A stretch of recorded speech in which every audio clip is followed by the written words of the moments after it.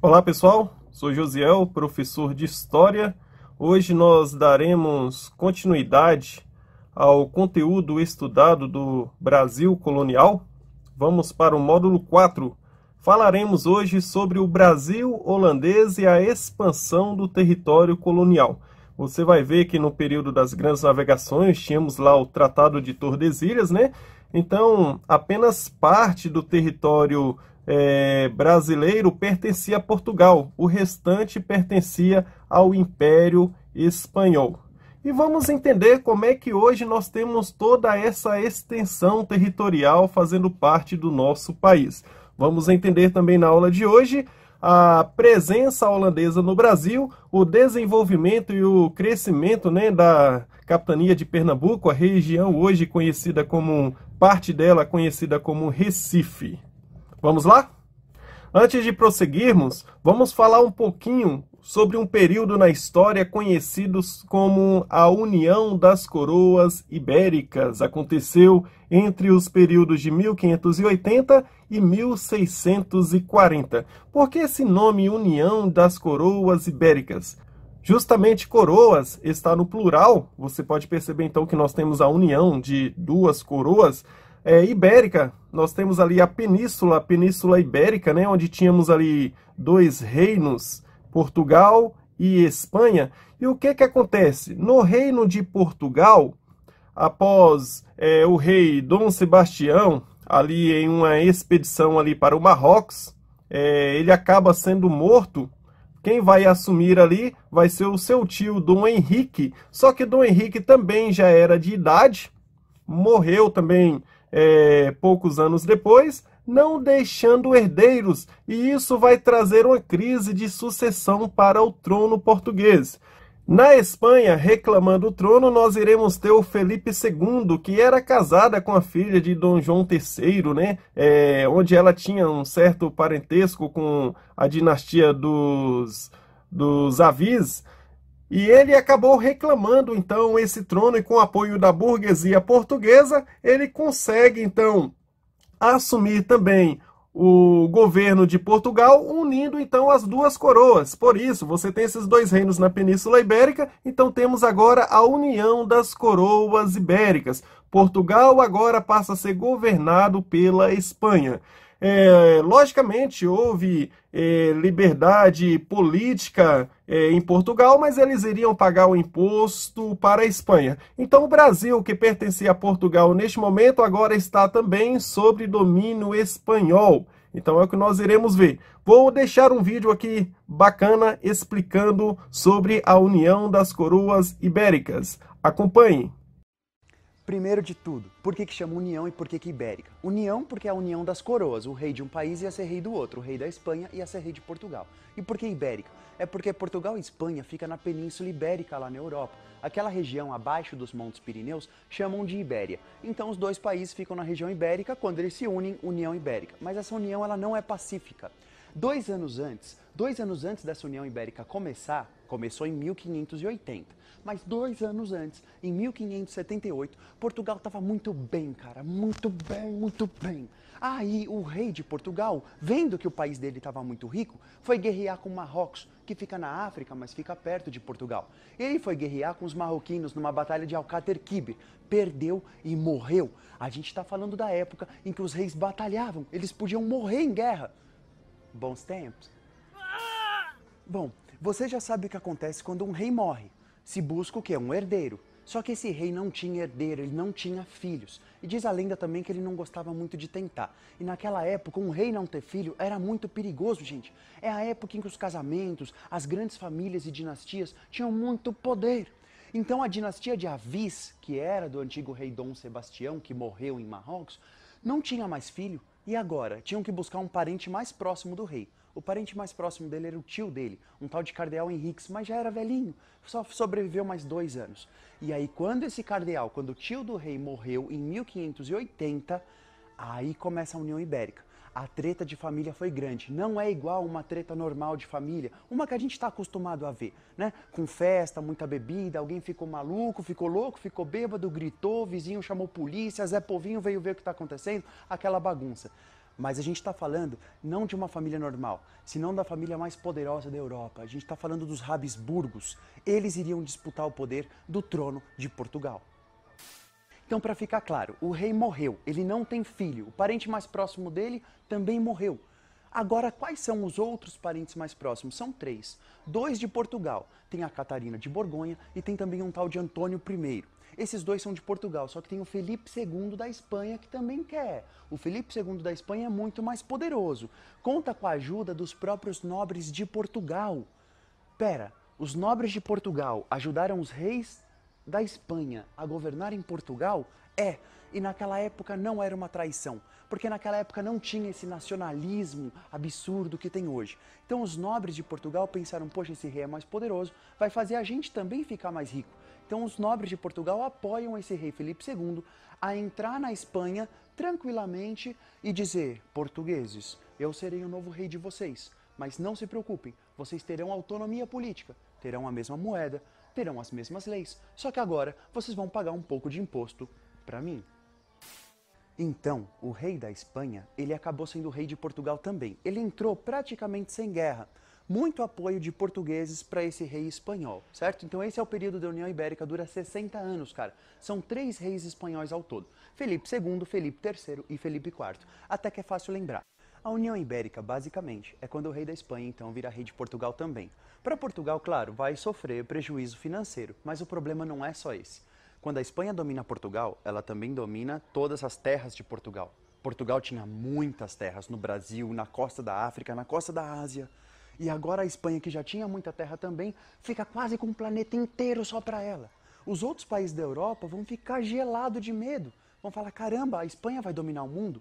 Então vários países vão tentar enfrentar a Espanha nesse momento. A Inglaterra, a França e a Holanda são os principais. A Holanda, na época, era uma colônia da Espanha, dentro da própria Europa. E vai aproveitar esse momento para enfrentar a Espanha. Sabe que não tem como enfrentar a Espanha de forma direta. Então o que a Holanda vai fazer? A Holanda vai atacar os territórios da Espanha. E nessa entra o Brasil. A Holanda invade o Brasil. A Inglaterra também saqueou muito, a França também invadiu o Maranhão, mas a Holanda é o maior inimigo nesse momento do Brasil. Por quê? Porque a Holanda quer ferrar com a Espanha, essa é a real. A Holanda vem então para o Nordeste brasileiro, quase domina o Nordeste inteiro por 24 anos, de 1630 até 54. E durante esse período, acontece uma coisa muito louca no Brasil. Os holandeses impedem os portugueses de continuar comprando escravo lá da África. Como assim? Portugal trazia escravo todo ano para o Brasil, agora não pode mais. Como é que os portugueses vão fazer para plantar cana se não tem mais o escravo? Vai ter que escravizar alguém. Se não tem um negro lá da África, vai escravizar quem? O índio. Sobrou para o índio. Portugal então vai começar a escravizar índio, mas quem vai ser louco de entrar no meio do mato para tentar prender um índio? Sendo que é a terra, é a casa do índio. Essa pessoa tem que estar muito pobre, muito desesperada para entrar no mato. Em São Paulo tem um monte de gente pobre. Qual é o nome deles? Bandeirantes. Beleza, chama esses caras. É nessa época que os bandeirantes saem de São Paulo e procuram, claro, metais preciosos e também vão buscar índios para prender, acorrentar e vender como escravo, beleza? Por que os bandeirantes então são lembrados como heróis se eles matam índios? É porque por causa deles, eles acabam invadindo aí esse território que não era brasileiro. E esse território brasileiro acaba crescendo. Então o bandeirante atrás do índio, ele vai durante anos caminhar no meio do mato. E no meio do mato, ele vai ficando. Muitos deles, muitas famílias de bandeirantes ficam no meio desse mato aí, do Mato Grosso do Sul, de Goiás. E é por causa disso que o território brasileiro ficou maior. Então, União Ibérica é um período em que o Brasil passa por muita crise, porque tem muita invasão chegando, mas também é o período que o Brasil aproveita para aumentar um pouquinho o território. E lá em Portugal, o que está acontecendo em Portugal? Felipe II deixa Portugal autônomo, livre, quase totalmente livre, tranquilo. O seu filho Felipe III também.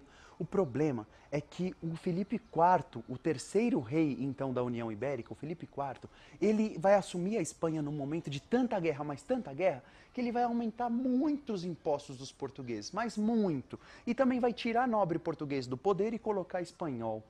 Aí o apoio que ele tinha com os portugueses, que a Espanha tinha com os portugueses, se perde. Os portugueses agora vão tentar a todo custo uma independência da Espanha. Os portugueses, vendo que a Espanha está lutando com um monte de país, até com a Catalunha, os portugueses falam, poxa, é agora que a gente tem que lutar contra esses caras. Em 1640, então, 60 anos depois do começo da União Ibérica, os portugueses falam, não, a gente não quer mais ser parte da Espanha, a gente é independente agora. E eles vão lutar com a Espanha por mais 28 anos para conseguir essa liberdade. Eles conseguem essa liberdade, só em 1668. Mas teve que pagar tanto dinheiro para fazer essa guerra, se endividou tanto para fazer essa guerra, para conseguir essa independência, que Portugal nunca mais conseguiu voltar a ser o que era antes. Nunca mais voltou a ser uma grande potência. Pessoal, a União Ibérica, então, só tem que lembrar de 3 coisas. Para Portugal, muito problema financeiro, esse domínio político atrapalhou tudo, Portugal nunca mais voltou a ser poderoso. E para o Brasil, é o período das invasões holandesas, entre outras invasões, mas principalmente é o período que os bandeirantes vão matar milhares de índios e vão prender outros milhares para fazer aí um pouquinho de dinheiro. E o Brasil nessa acabou somando território. O bandeirante nem sabia que o Brasil ia ficar grande por causa disso, mas a real é que ele ficou. Ok, já que conhecemos aí sobre a União Ibérica, vamos falar agora sobre os holandeses e os belgas, né? Você vai perceber que nessa região ali dos Países Baixos começou a acontecer conflitos. A Holanda, que pertencia ali à Espanha, falta de liberdade religiosa, principalmente pelo Império Espanhol ser bem católico, e nós tínhamos vários protestantes na região dos Países Baixos, ali pessoas que vinham de linhagem religiosa calvinista, e entre outros fatores também políticos e econômicos, houve então a Guerra dos Países Baixos e a Holanda busca ali a sua independência. A Espanha, para boicotar economicamente a Holanda, vai fazer um embargo comercial com a Holanda. E a Holanda vai buscar uma nova fonte de economia, vai criar a capitania das Índias Ocidentais e, como uma tentativa de ferir também ali uma certa vingança pelo Império Espanhol, ela invade o Brasil. Então vamos ter a invasão holandesa no Brasil. A presença holandesa no Brasil, nós teremos entre o período de 1624 até 1654. Temos início em Salvador em 1624, só que a presença não foi bem sucedida. Eles acabaram sendo expulsos e rumaram para a maior capitania que tínhamos ali no Brasil, né? Capitania de Pernambuco, em 1630, e eles conseguiram se instalar em Pernambuco. Pessoal, e bem diferente da colonização portuguesa, a colonização espanhola, pelo menos sobre a liderança do governador Maurício de Nassau, irá trazer também um progresso e um desenvolvimento para a região de Recife. Inclusive, se você hoje visita Recife, você consegue observar e perceber muito ainda dos feitos de Maurício de Nassau. Então, Nassau ele é nomeado em 1637 como o primeiro governador holandês no Brasil. E sobre a administração e liderança de Nassau, né, nós vamos ter aí a promoção da vinda de artistas europeus para o Brasil, para estudar aí o nosso país. Nós vamos ter desenvolvimento arquitetônico, liberdade religiosa, inclusive ele vai até construir algumas mesquitas, né, principalmente para a galera ali que era de religião protestante. Nós vamos ter a vinda também de judeus para o Brasil. Então essa liberdade religiosa também favoreceu muito no comércio aqui na região de Recife. Então Nassau chega ao Brasil em 1637, vai permanecer ali até 1644. Após a saída de Nassau, vamos ter complicações. A Holanda não será bem-vinda, né? Porque Nassau vai até tentar reerguer alguns engenhos que estavam parados no Brasil, irá financiar dinheiro para esses engenhos e eles voltarão a funcionar, irá aumentar a produção de açúcar. Para vocês terem ideia de toda a América neste período, a região de Pernambuco foi a região mais produtiva no açúcar em toda a América, tá? Tivemos aí algumas medidas adotadas por Nassau. Dentre elas, nós tivemos a aliança com os senhores de engenho, né, com financiamento. Vamos ter aí a produção de açúcar sendo reativada tomando aí um fôlego.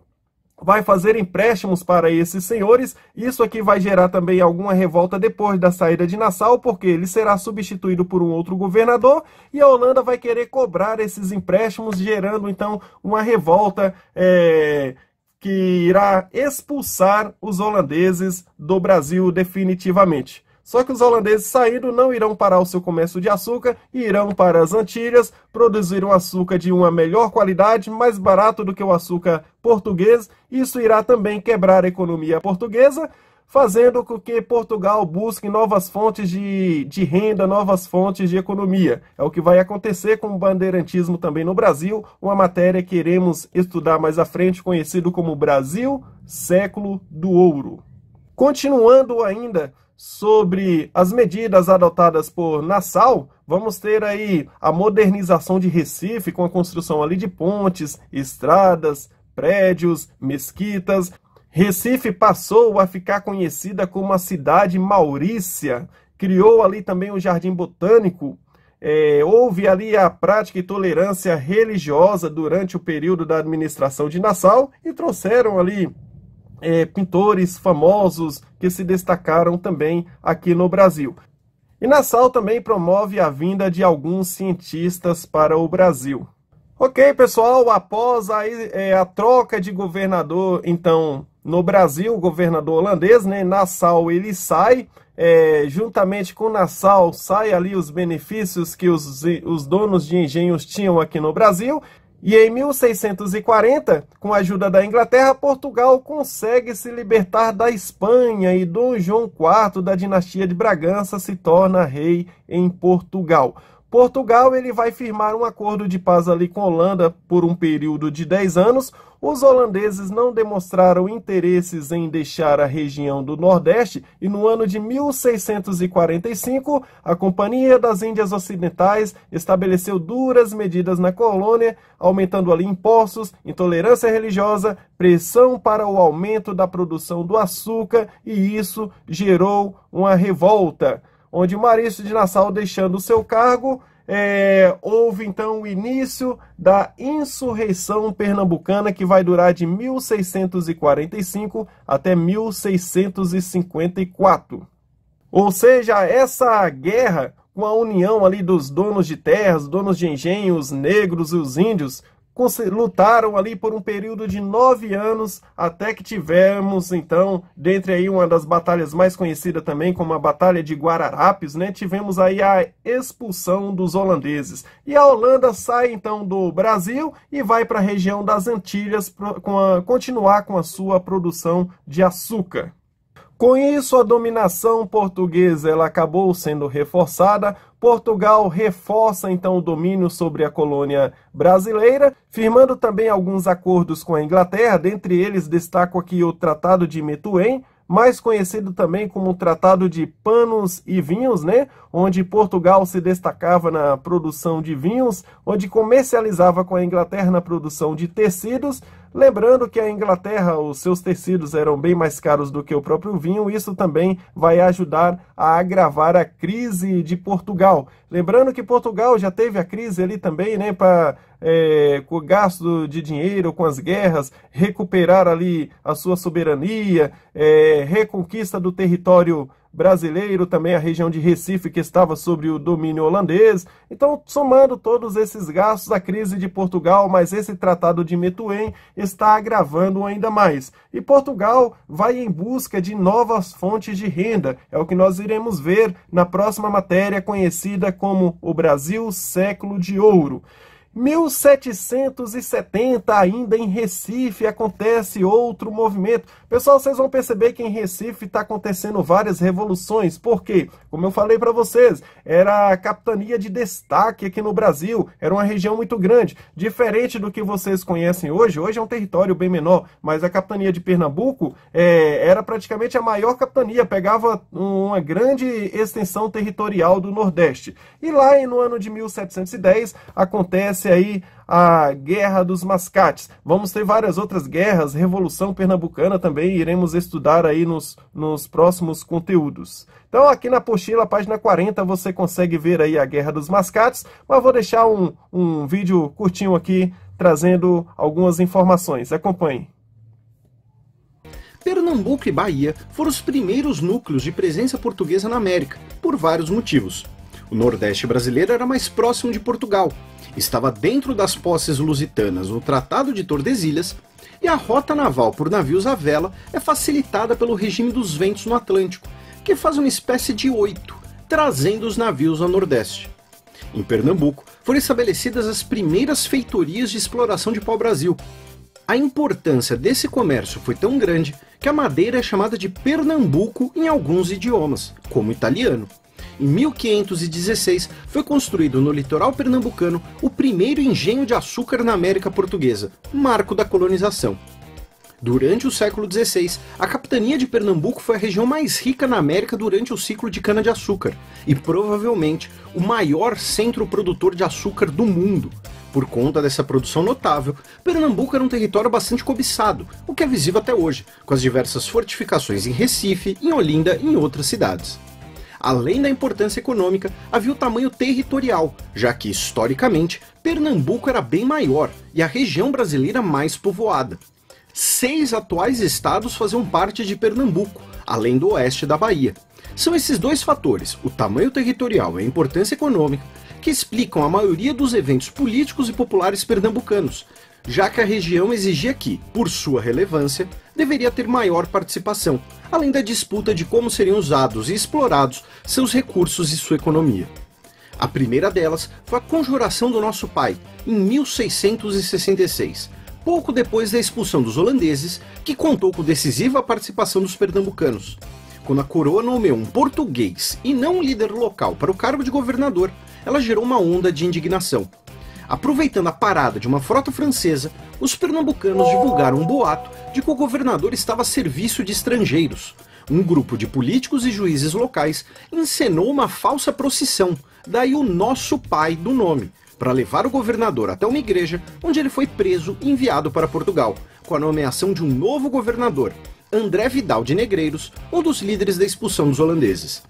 Menos de 50 anos depois, ocorreu a Guerra dos Mascates, que opôs comerciantes portugueses do Recife, então apenas um povoado, e a aristocracia rural, os produtores de açúcar de Olinda. Os comerciantes eram chamados pejorativamente de mascates, e Recife estava se desenvolvendo, enquanto os engenhos enfrentavam dificuldades econômicas. Esse conflito de interesses políticos e econômicos fez com que os comerciantes pedissem à coroa que Recife fosse elevado ao status de vila, o que ocasionou a revolta em Olinda. Após a intervenção da coroa, Recife foi igualada a Olinda com a vitória dos mascates. Como consequência de todos esses acontecimentos, o Brasil, que era apenas parte do território ali mais voltado para as costas brasileiras, devido ao Tratado de Tordesilhas, agora o Brasil ele se expande, né? Nós vamos ter uma extensão territorial sentido ao interior. Isso aí devido à criação de gado, devido aos padres jesuítas e devido também ao bandeirantismo no Brasil. Então aqui eu trouxe um mapa para você entender. Esse período daqui também nós iremos continuar no conteúdo do Brasil, século de ouro. O bandeirantismo está diretamente envolvido. Na realidade, eles partiram de São Paulo para o interior de Minas Gerais e descobriram ouro ali na região de Mariana, Sabará e entre outras regiões. Mas aqui é o nosso Tratado de Tordesilhas, então o Brasil seria só esse território aqui. Agora com a saída dos bandeirantes, né, em busca ali de capturar índios, escravos no período holandês, começou a ser proibido ali você trazer escravos da África na região de Recife, então você vai ter ali o aprisionamento de índios, né? Só que vem aí os jesuítas também, os jesuítas tentam catequizar os índios, tentam proibir a escravidão dos índios e montando ali os aldeamentos ali para sentido também ao interior. E você vai ver também os bandeirantes também invadindo alguns aldeamentos, acham que fica até mais fácil você capturar índios nos aldeamentos, né? Que alguns já estão até mesmo mais domesticados, assim pensavam os bandeirantes. E isso tudo está facilitando também para a expansão territorial. Agora a questão do bandeirante vem a seguinte pergunta, né? Vilões ou heróis? Durante o período escolar, sempre foram nos ensinados os bandeirantes ali como heróis. Mas com o passar do tempo, a história agora ela traz uma interrogação, né? Realmente quem foram esses bandeirantes? vilões ou heróis? Essa pergunta, daqui a pouquinho, já conseguiremos obter a resposta. Vamos continuar aqui falando sobre os jesuítas, as missões ou reduções, os aldeamentos jesuítas sendo construídos. Principalmente aqui um destaque para a cidade de São Paulo. Se você for ali na região do pátio do colégio, nós vamos ver ali ao ponto inicial onde São Paulo nasce, né? Através ali do padre José de Anchieta, esse jesuíta que chegou ao Brasil. Então nós tivemos ali um aldeamento que foi construído ali, um colégio jesuíta, e dali nasceu então essa grande metrópole hoje conhecida como São Paulo. Se você for partir para a região do norte, os índios aldeados eram conduzidos também à extração de riquezas naturais, conhecidas ali como as famosas drogas do sertão, né? As castanhas, baunilhas, plantas medicinais, cravo, pimenta, guaraná e entre outros. De certa forma, você vai ver também que no Ministério Jesuíta você tinha um certo interesse, uma exploração também sobre o índio. Então você tinha a exploração tanto para o lado dos bandeirantes, que os capturavam para mão de obra escrava, você tinha a igreja interessada também na catequização, mas também para servir de mão de obra também relacionado a essas questões. No sul, no século XVIII, já havia aproximadamente 30 aldeamentos na região do Rio Grande do Sul, parte dos atuais ali, região do Paraguai e da Argentina.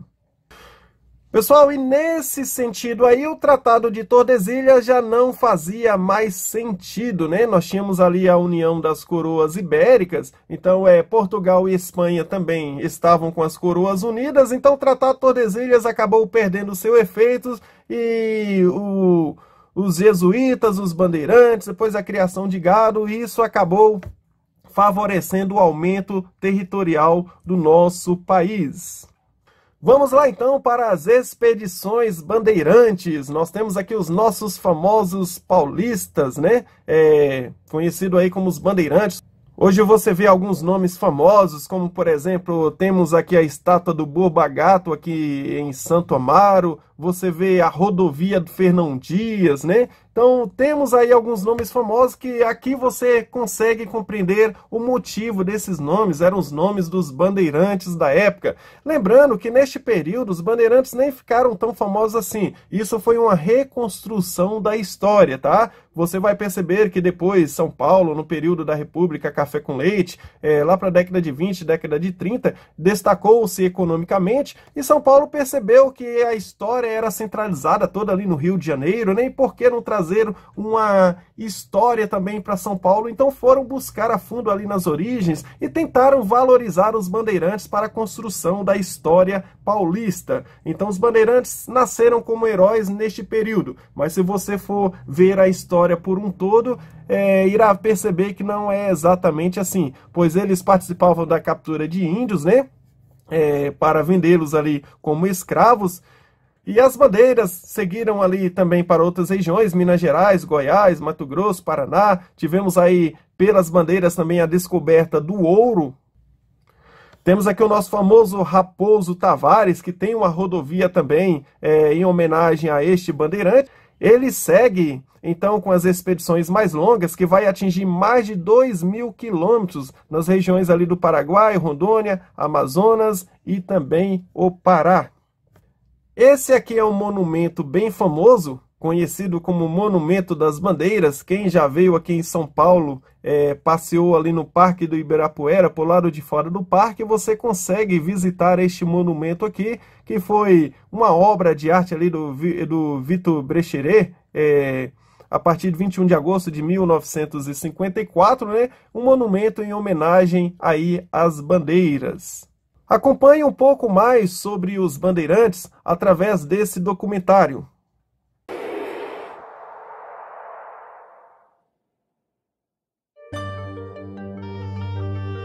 Rodovia dos Bandeirantes. Monumento às Bandeiras. A homenagem à figura do bandeirante faz parte da paisagem e do imaginário dos paulistas. Essa cidade, Santana de Parnaíba, teria sido fundada pelo bandeirante André Fernandes junto à Cachoeira de Parnaíba. Esse casario, da época do Brasil colônia, foi tombado como patrimônio histórico. E aqui fica a Casa de Anhanguera, nome pelo qual o bandeirante Bartolomeu Bueno da Silva era conhecido. Aqui, ele provavelmente teria morado. Mas afinal, quem foram os bandeirantes? Nos séculos XVI e XVII, São Paulo era uma província distante do poder central. Uma alternativa de participação dos paulistas na economia da colônia era se vincular às fontes de riqueza daquela época, os engenhos produtores de açúcar e os metais preciosos. Até porque aqui não se desenvolvia uma agricultura rentável. Uma das atividades dos bandeirantes era liderar expedições de apresamento. Eles eram contratados pelos senhores de engenho para entrar no mato e aprisionar indígenas, que serviam de mão de obra escrava nos engenhos de açúcar. Além disso, havia as bandeiras de metais preciosos, empreitadas para buscar metais como ouro e prata. No início das expedições de apresamento, os bandeirantes capturavam índios que moravam perto da vila de São Paulo. À medida que precisavam de mais mão de obra escrava para vender aos engenhos de açúcar do Nordeste, iam penetrando no sertão, em territórios cada vez mais distantes.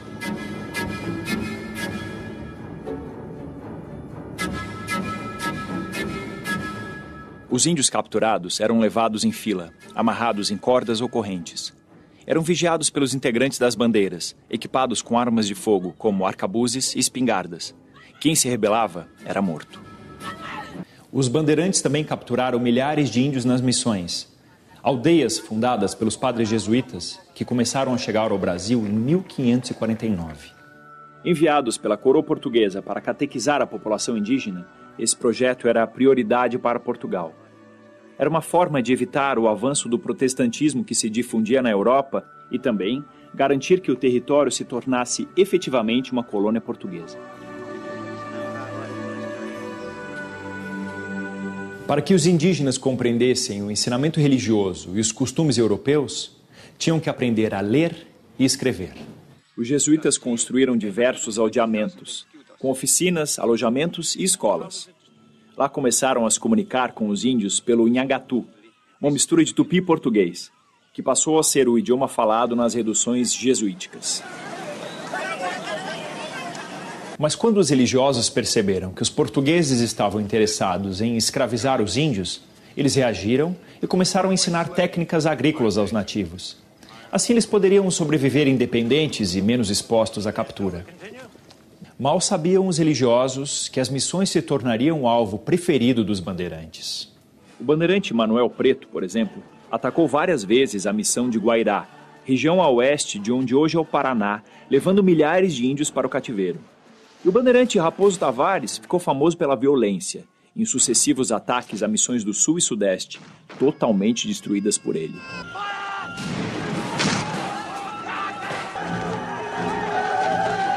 Apesar da destruição das missões, os interesses da igreja prevaleceram. A escravidão indígena foi proibida, ao menos para os índios convertidos. Era o começo do tráfico de africanos escravizados para os engenhos de açúcar e para a exploração de metais preciosos. Mais de 4 milhões de negros foram trazidos para cá como escravos entre os séculos XVI e XIX. Financiados por senhores de engenho e donos de minas, os bandeirantes se voltaram para bandeiras de capturas de escravos foragidos. Uma das incursões mais famosas foi a do bandeirante Domingos Jorge Velho, que após uma luta de mais de um ano, conseguiu destruir o maior núcleo de resistência dos escravos, o Quilombo dos Palmares. De uma forma ou de outra, os bandeirantes entraram em territórios desconhecidos e é comum se atribuir a eles a expansão dos limites estabelecidos pelo Tratado de Tordesilhas. E foi como corajosos desbravadores que eles entraram para a história. Mas há controvérsias. O bandeirante foi figura marcante na economia da colônia do século XVI ao início do século XVIII. Durante muito tempo, após a proibição da escravidão indígena, não se falou mais nele. Mas na virada do século XIX, esse personagem seria retomado. Nessa época, o contexto histórico e econômico era outro. São Paulo deixava de ser um entreposto para liderar a economia cafeeira. Foi quando a elite paulista, formada pelos cafeicultores, começou a buscar, em seu passado, uma origem heróica. Essa elite queria mudar a imagem provinciana e caipira de São Paulo. Era preciso justificar o seu poder econômico e político na República recém-proclamada. Foi o início de um longo processo de construção do mito bandeirante, homem corajoso com espírito guerreiro e empreendedor, características que a elite paulista teria herdado desses antepassados. É nesse contexto que a elite paulista luta para resgatar a hegemonia política de São Paulo. E enfatiza o mito do bandeirante, na Revolução de 32. Mas para construir um mito não basta apenas erguer monumentos. Jornais, revistas, comemorações cívicas, livros didáticos e currículos escolares também tiveram um papel importante nessa idealização do bandeirante. Em 1894, diretores de jornais, intelectuais e políticos paulistas criaram o Instituto Histórico e Geográfico de São Paulo, que publicou vários artigos celebrando o bandeirismo. Mas foi o historiador Afonso de Toné quem recebeu o título de Historiador das Bandeiras. Sua obra de maior destaque, História Geral das Bandeiras Paulistas, emprestou o significado histórico e mítico que a elite paulista queria imprimir à memória do bandeirante. Criar uma origem histórica para São Paulo foi tarefa que continuou até o início do século XX. Na pintura, o trabalho de Benedito Calixto foi fundamental. Ele pintou o quadro de Domingos Jorge Velho, que hoje está no acervo do Museu Paulista. O mito do bandeirante foi ensinado nas escolas brasileiras até os anos 70. Muitas pessoas ainda acreditam nessa imagem e nas contribuições que os bandeirantes teriam dado para a colonização do Brasil. Mas o fato é que até hoje continua um embate entre os documentos históricos e as obras ficcionais. Teriam sido os bandeirantes apenas escravizadores de índios e negros ou desbravadores do território nacional? Ou ambos?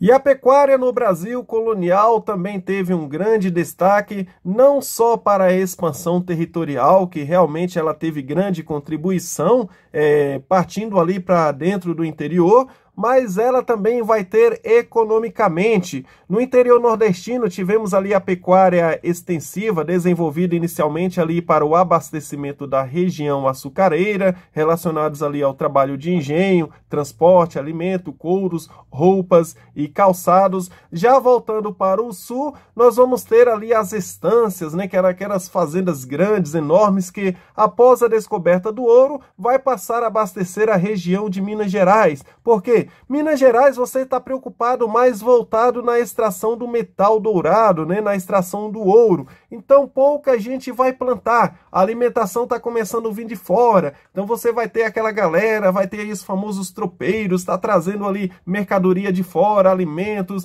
a carne, o charque, está sendo levado para comercializar e com preços altos, tá? Na próxima matéria você irá ver aí o valor praticamente aí que subia 10, 15 vezes mais até aí 80, 100% do valor original ali na região.